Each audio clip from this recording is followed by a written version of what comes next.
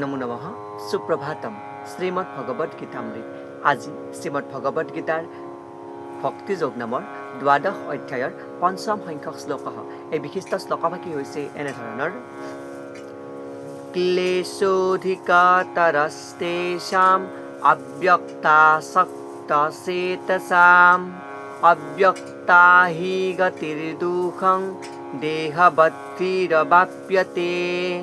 অৰ্থাৎ এই বিশিষ্ট শ্লোকভাগীৰ অসমীয়া অৰ্থ হৈছে এনেধৰণৰ যিসকলৰ মন পৰম তত্ত্বৰ অব্যক্ত নিৰ্বিশেষ ৰূপটোৰ প্ৰতি আসক্ত তেওঁলোকৰ বাবে আধ্যাত্মিক অগ্ৰগতি লাভ কৰাটো বৰ কষ্টসাধ্য।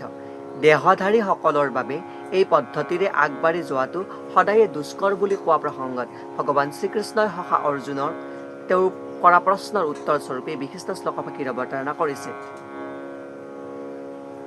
শ্লোকভাগীৰ প্ৰসংগাৰ্থত ভাষ্যকাৰে উল্লেখ কৰিছে যে পৰমেশ্বৰৰ অচিন্তনীয় অব্যক্ত নিৰ্বিশেষ ধাৰণাক অনুসৰণ কৰা অধ্যাত্মবাদীসকলক বোলা হয় জ্ঞানযোগী, আৰু যিসকলৰ সম্পূৰ্ণৰূপে কৃষ্ণ ভাৱনা সম্পন্ন হৈ ভগৱানক ভক্তিব্ৰতীত হৈ থাকে তেওঁলোকক বোলা হয় ভক্তিযোগী।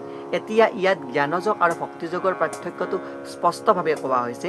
যদিও ভক্তিযোগেও অৱশেষত একেটা লক্ষ্যলৈকে লৈ যাব পাৰে, তথাপিতো ই কষ্টকৰ।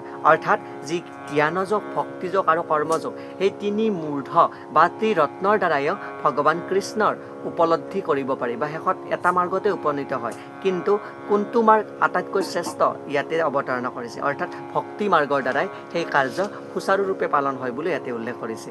এয়া উক্ত বিশিষ্ট শ্লোকভাগীৰ সৰল গুণাৰ্থ, যাৰ মাজেৰে ভক্তিৰ প্ৰাসংগিকতা ইয়াতে স্পষ্ট কৰিছে।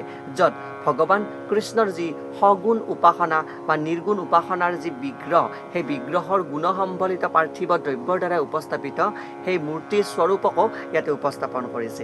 এয়া উক্ত বিশিষ্ট শ্লোকভাগীৰ সৰল গুণাৰ্থ। ধন্যবাদ।